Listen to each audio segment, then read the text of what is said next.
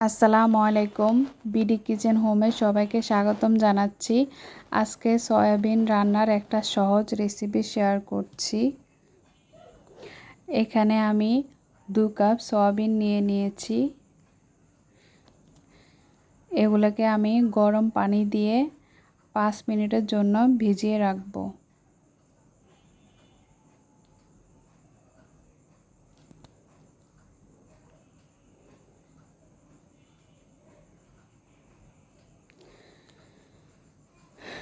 এখানে আমি একটা কড়াইতে পর্যাপ্ত তেল দিয়েছি এবং একটু লবণ হলুদ দিয়েছি। এখন আমি 2টো আলু ভেজে নেব।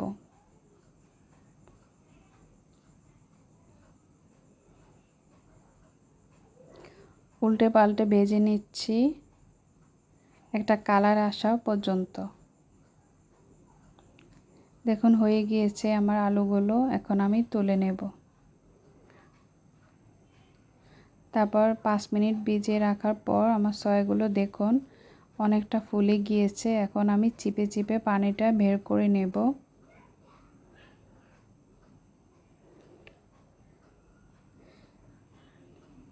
পানিটা ঝরিয়ে নিয়েছি। এখন তেলের মধ্যে ভেজে নেব।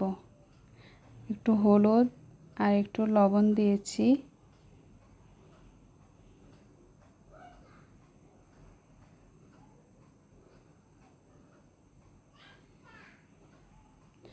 আমি অর্ধেক করে ভেজে নিচ্ছি।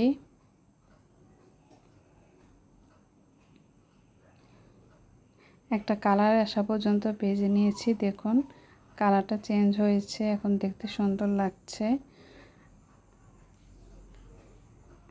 এখন আমি এখানে আলু এবং সয়াগুলোকে রান্না করে নেব। দারচিনি, এলাচ এবং তেজপাতা দিয়েছি আর রসুন দিয়েছি। তারপর দিয়ে দিব পেঁয়াজ।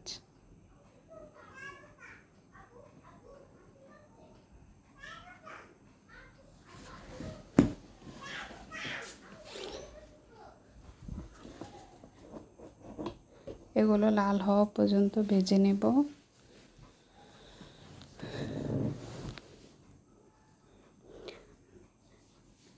তারপর দিয়ে দেব রসুন বাটা। রসুনগুলো তেলের মধ্যে একটু ভেজে নিচ্ছি।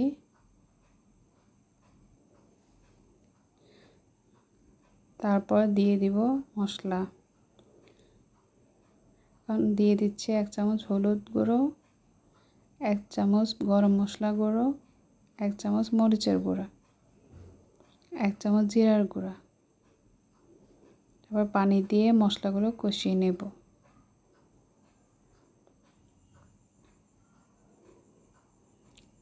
উপরে তেল আসা পর্যন্ত 5 মিনিট কষিয়ে নেব।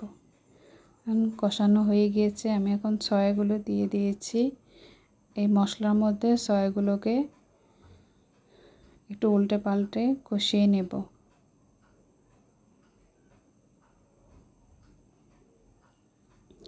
তারপর ভেজে রাখা আলু দিয়ে দিলাম।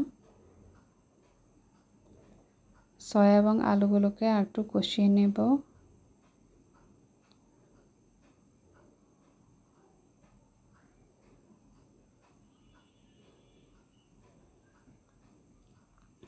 তারপর 2 কাপ পানি দিয়ে দেব। দিয়ে কিছুক্ষণ নেড়েচেড়ে রান্না করে নেব।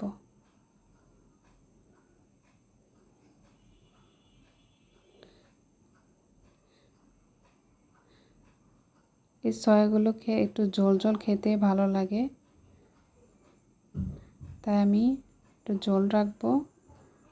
এখন আগে রান্না করে নেই।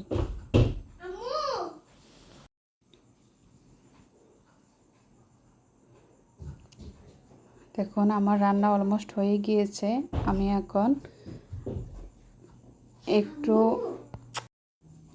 1 চামচ জিরার গুঁড়া, 1 চামচ গরম মশলা গুঁড়ো দিয়ে ভালো করে 5 মিনিটের জন্য নেড়েচেড়ে রান্না করে নেব। দেখুন আমি নেড়েচেড়ে রান্না করে নিয়েছি। একটু ঝোল ঝোল রেখেছি। এটা আপনি চাইলে ভাত, পরোটা অথবা রুটির সাথে পরিবেশন করতে পারেন। এর স্বাদ মাংসকে হার মানাবে। দেখুন, এখন আমি পরিবেশন করে নিচ্ছি।